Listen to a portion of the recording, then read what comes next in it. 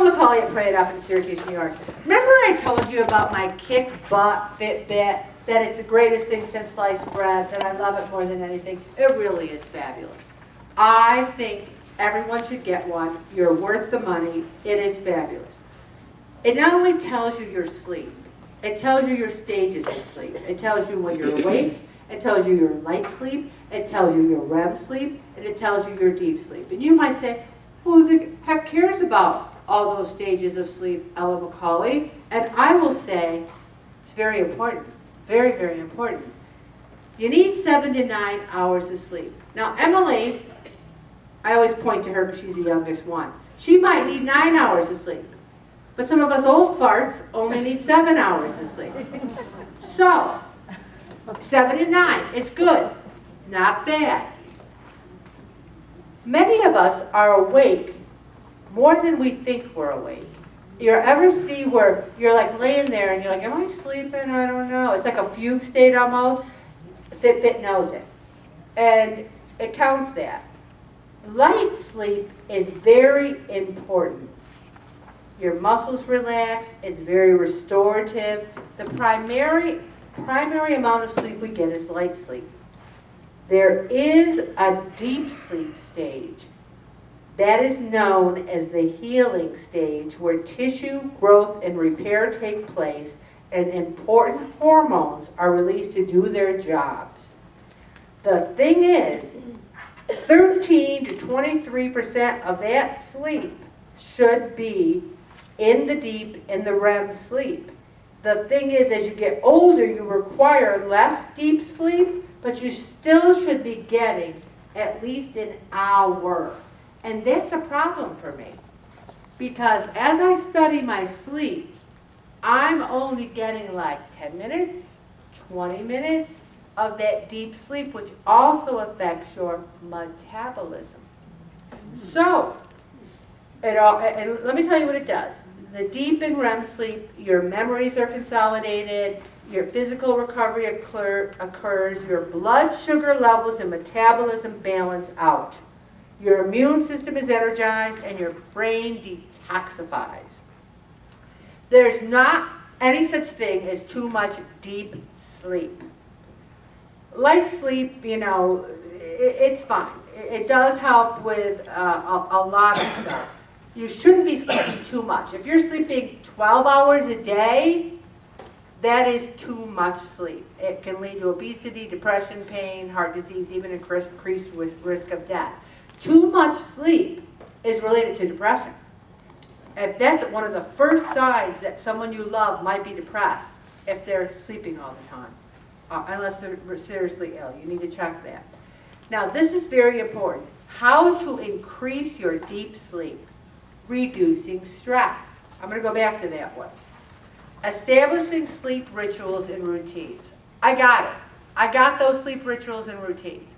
The only thing I don't have is an eye mask.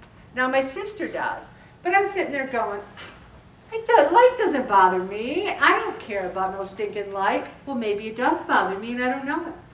So I'm going to get a sleep mask and see if my deep sleep improves. What does it hurt? You go to Kitty's, you get a sleep mask, you feel like a movie star, right? Sleep in a cool room. No problem. I love sleeping in a cool room. Our house is 64 degrees year-round.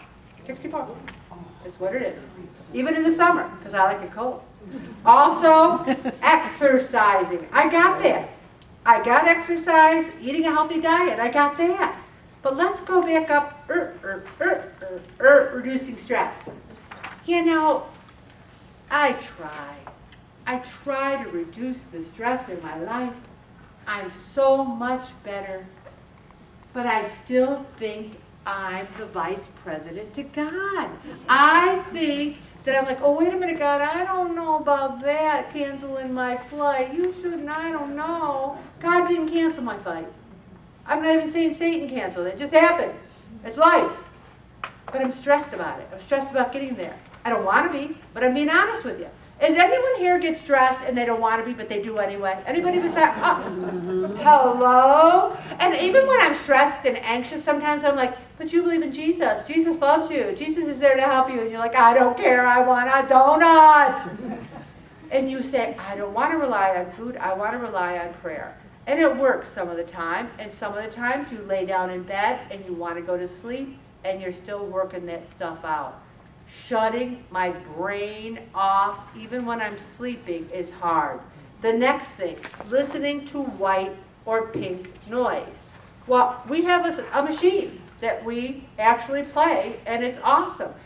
I don't know what pink noise is. Does anyone? Oh, Emily? It's like this, it's a different frequency. It's the same basic principle. Well, what's the frequency, Kenneth? Remember that? No, I'm kidding. Remember that one song? Well, I guess no one knows that song, but go ahead. It's like white noise, it's just a different level of... Oh, très interessante. So maybe we should try some pink noise. Brainwave entrainment. I do not know what that is, but I'm going to find out. Does anyone know what brainwave? Not even Emily knows. See? I will find out because maybe I need some of that. Meditation. How many times have I given presentations here on meditation? You think 10? Not whole topics, but you think I've mentioned it 10 times maybe? Absolutely. At least. I don't meditate. I don't. Does anyone here, I mean, I'm talking, you know, actually setting aside time and actually meditating. Anybody meditate here? A few people. All right, good for you. I want to meditate because I want to increase. Now, it says there are some reasons why you could be having bad sleep. You could have a sleep disorder, sleep apnea, getting not enough or too much sleep, or other health conditions. I don't think I have any of those things. Myself. You might. You know, you might say, I'm just never rested. I'm always tired. Maybe you need to have a sleep study and see if you need to wear a CPAP, or maybe lose some weight, because that is connected sometimes. Not always. Don't get mad at me and say, oh, that's not connected. I'm just saying sometimes. Impact of sleep deprivation on the body. Memory, mood, immunity, high blood pressure, weight gain, low everything, risk of heart disease, poor balance, early aging. Does anyone want any of those things? No. So we need to really pay attention of our sleep. It says right here, the average healthy adult gets 1 to 2 hours of deep sleep. And I'm getting, like I told you, 20 minutes, a half hour. That's one of my goals, is to increase my deep sleep. And I feel that ever since Bob and I had a regular sleep routine, going to bed early, getting up at the same time, I do feel better. I could feel even more better. We all could, right? You could feel on top of the world. But I recommend really, really concentrating on your sleep, because it might be affecting your metabolism, your desire to exercise, and your desire to lose weight. Stopping right there, Bob.